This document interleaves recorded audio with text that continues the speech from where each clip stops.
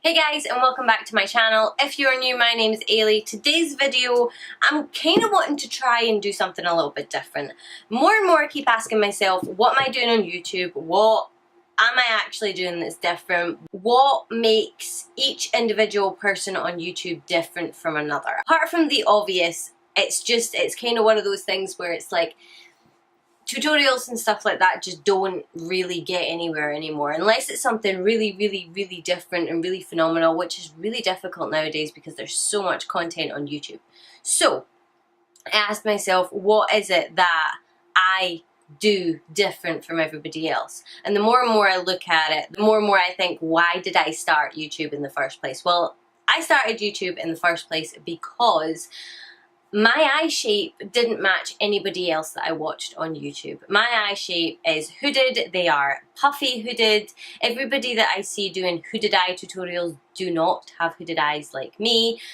So I did a couple of like hooded eye series like a few months ago or something like that, and it got a good response. A few people had said to me that they were glad that they had found somebody with eyes more similar to them and stuff like that. So I thought, let's focus on that a little bit more, because just doing a tutorial or just doing a look like the way I have been doing them, you're not really kind of getting exactly what it is that I'm doing. It's more the way that everybody else does it, and saying that put this here, put that there, do this, do that, and that doesn't really help. So at the end of the day, I am a makeup artist. People do ask me for makeup advice, so I want to kind of roll back a little bit in the month of November and try and do a little bit of a series where I explain how to adapt eye looks to suit your eye shape, because it's all fine and well trying to do it the same way as somebody else is doing it, but if your eyes aren't the same shape as theirs, you're not going to get the same result. So hopefully some of these tips will help you adapt an eye look to fit your eye shape, or show you how to do it on hooded eyes, etc, etc. So I think we've talked enough. I'll probably just get on to the actual tutorial part. So I've pulled up a picture from Instagram, and I think that this might be quite a good example of a look that you'll kind of start to do and then you'll realise, oh crap, this looks absolutely nothing like what it should look like. It is Jamie Genevieve at the moment, most recent photo. So she says on it that she's playing, so I don't know if she's playing with the new James Charles palette or something like that. But this is it right here. So we're going to recreate this today. So because it's red and purple tones, I'm going to go in with the Blood Sugar palette. Okay, so I decided to go off camera and do it this eye, just to get an idea of what the heck I was doing, if I was going to make any mistakes or anything like that. It was all going to happen on this eye, and then I could transfer what transpired on this eye over to this eye. We'll tweak it at the very end anyway, but this is what I'm working with so far. Right, okay, so the first thing you want to do with any sort of eye look, if you have hooded eyes, is prime. I'm using MAC's Painterly just because I really like this. I find it's not too slippy where it'll slide about places doing that, and I'm not going to set this. So the next thing I did was I grabbed the, like I said, I'm using the Blood Sugar palette. So I'm going to be working with Cherry Soda, a little bit of Prick, a little bit of Fresh Meat, and Root Canal as well for the purple in the inner corner. I dipped into Coma just a teeny tiny little bit for my inner corner, but just because it saves me picking the palette up and showing you which one I'm dipping into, I'll just say the name of it so you'll get an idea of what one I'm using. So I'm dipping it straight into Cherry Soda, and I've got my JH33 brush from Morphe. And really, I'm starting this just on my kind of outer third. It doesn't matter if you go too low, too far in just now, or anything like that. I really just want to sort of get the shape going and build up the colour. As you can see, it is a little bit tricky to work on a sticky base, but believe me, it's worth it. So then I'm grabbing just a clean brush. I know it's got pink or red on the end of it just now, but that's just because I used it on the other eye. And you just want to kind of blend that right up. Take this right from outer corner right over to the inner corner. Once you get the pigment on a little bit, it becomes a little bit easier to blend. So you want to take this right in. I really hope this video isn't an eternity long, but I really do want to get as much information in it as possible. So as you can see on this side, this basically comes in and touches my eyebrow. That is because I have a tiny little eyelid and I have a good amount of space up here, but there's not a massive amount, so from here to my eyebrow. So another trick you can do is, if you can, try and raise your eyebrows up a little bit. When you're getting them done, when you're penciling them in, try and pull them up like as far as you can, just to give yourself more room to work. Okay, so now that we have that done, I'm going to go back into Painterly and I'm going to carve out the shape that you see here. To do this, you want to look straight ahead in the mirror, or like down a little bit, but as kind of straight ahead as you can, leaving yourself some room. And you just want to get the edge of the brush and just stamp it ever so slightly, and you can just stamp and tug and stamp and tug. This can sometimes take a little while. Because this look has a white sort of middle in it, you can, if you don't have a really white shadow to use, if you've got the blood sugar palette, then glucose is the most amazing white on the planet. But if you don't have that, you could always use like a white liner or a white base of some description, or a white concealer, a white foundation, anything like that you could use to get that sort of vibrant white shade. So what I'm going to do now, this little brush is like my lifesaver brush. It's my favourite thing on the planet right now. It's teeny tiny, it's great for hooded eyes, for doing this sort of stuff. This is the GH42, and what I'm going to do is I'm going to dip into glucose and I'm just going to pop that on the middle of this here.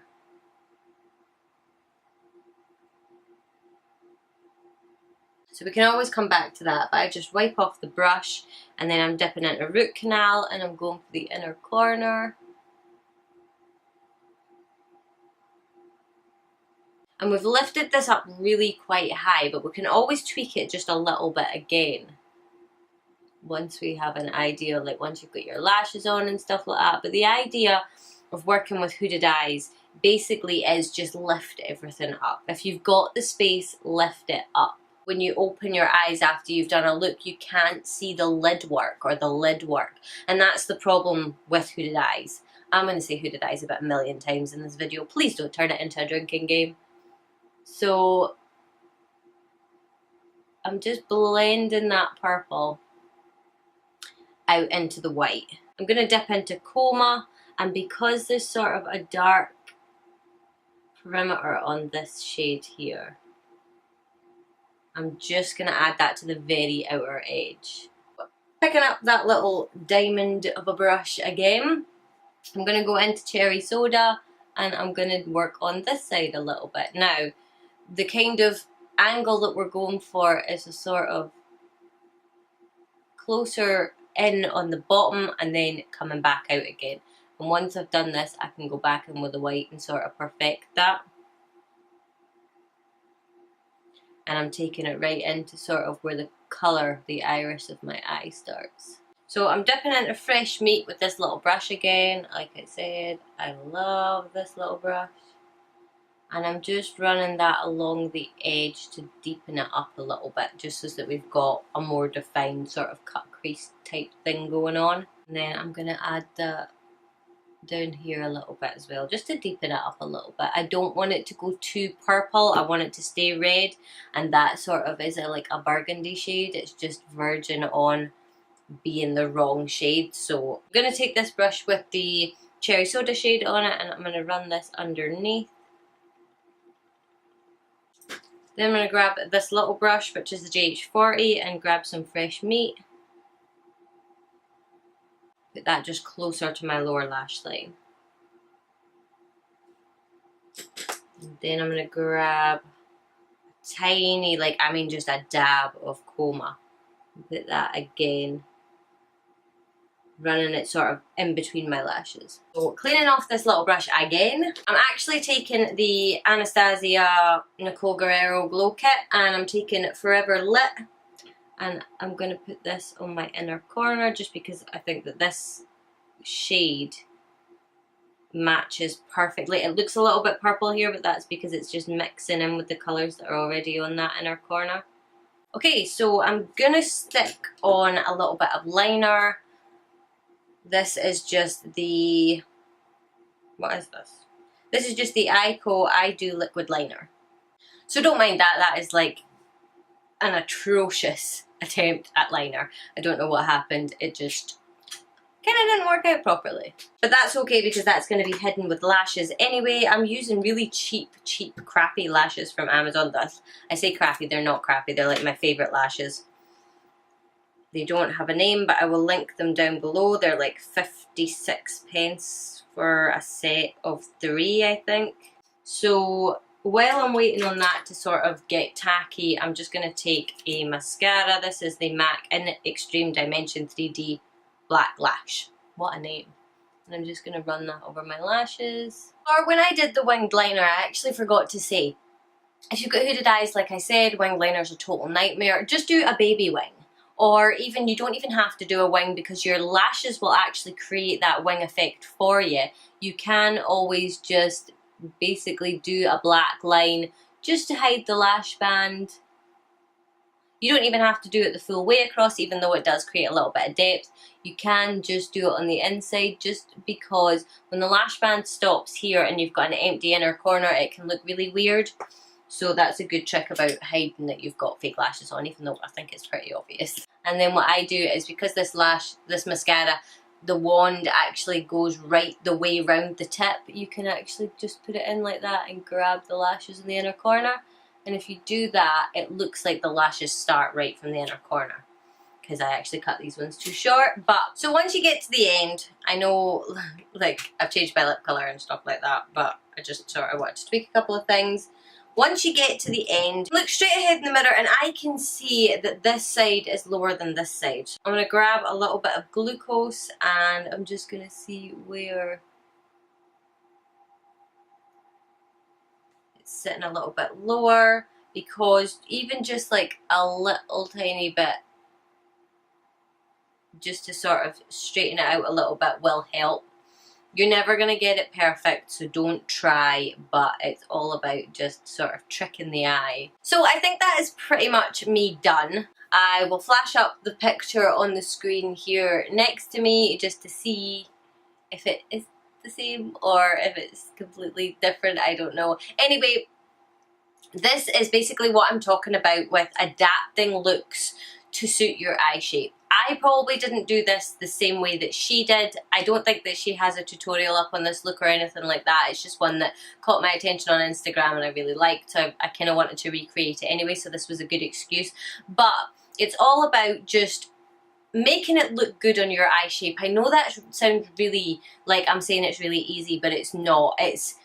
You've got to figure out what looks good on your eye shape. I did my makeup for years and years and years, and I did it the same way that I was taught and the same way that other people basically did it, and it never ever looked the same way theirs did. It never really came across in photos or anything like that. And then when the whole trend of being on YouTube, of being on Instagram, of people showcasing their talent all blew up, I really struggled to sort of tweak my makeup to make it look like theirs, because they would explain you had to blend into your crease. Well, my crease is way down here, and if I blend into it anymore, it's going to disappear completely. So I discovered that you could actually blend and make a new crease. You could blend above your crease. So up here, where the sort of cut crease is nowhere near my crease, but that's where it needs to go. When you're doing a winged eyeliner and it droops, that's because of your eye shape, unless you're drawing it in droopy, obviously. There's lots and lots of things that your eye shape affects, but there are ways to counteract it. So this is just one look. This is me recreating a look that Genevieve has done, somebody who's got completely different eye shape, brow shape, everything to me. But I could actually get something similar and make it work for my eye shape. So it's not impossible, you just need to figure out how to do it. So if you have eyes similar to mine and you want to recreate her look, then try recreating it the way I did. If you do, let me know how you got on with it, because I would love to know. Obviously, if you want certain techniques that you want to see done on hooded eyes, let me know in the comment section below and I'll try my best to do those. But for now, what I'm going to do is I'm going to focus on taking other people's looks looks and recreating them on hooded eyes, because I know when I started YouTube that's what I wanted to do. I wanted to figure out myself how to recreate people's looks on my eyes, because I didn't think it was fair that it worked and it looked beautiful on them and it didn't look right on me. So that's what I did originally. I thought I'll start doing looks so that people with eyes like me can do them as well. And I've finally sort of gotten into the habit of, if I want to recreate something somebody's done, I can usually 9 times out of 10 figure out how to do it on my eyes. So I think that's probably the rambliest video I've ever done in my entire life. So I really hope that it is easy to understand, easy to follow. Any questions, let me know in the comment section below. I have no idea what I'm going to call this series. Hopefully something with a catchy title so that you guys can actually find it. But if you have stumbled across this video and it's helped you in any way, I would absolutely and totally appreciate if you would share it with your friends or anybody else that you think that it would benefit in any way. Give it a like for me, and obviously subscribe to my channel if you want to see more. I have quite a good bank of videos already, but if there is anything that you want to see, like I said, leave it in the comment section below. I think that's it for this video. So I post videos every Monday, Wednesday and Friday, so hopefully I will see you guys in the next one. Bye.